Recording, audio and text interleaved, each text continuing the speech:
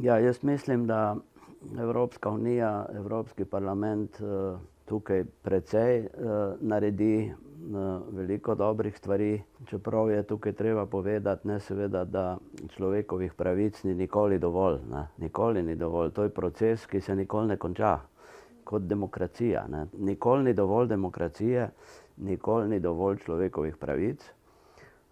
Še zlasti je to pomembno v času kriz. Na človekove pravice je treba opozarjati in delati zanje v času kriz, ne. In tukaj seveda Evropa veliko naredi.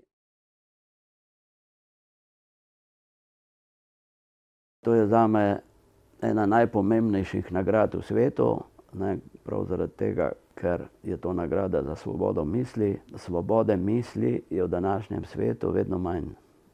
Tako da bo nagrada v bistvu vedno pomembnejša in seveda kot nekakšno opozorilo, svarilo diktatorjem. Svoboda misli je nedotakljiva. Brez svobode misli, brez demokracije, brez svobodnega novinarstva ni demokracije. V bistvu izjemno lepo in spodbudno in upam, da bo tudi ta nagrada za Andreja Poczobuta morda prisilila režim, da ga izpusti na svobodo, ne, čeprav je to težko verjeti, da se bo zgodilo v kratkem.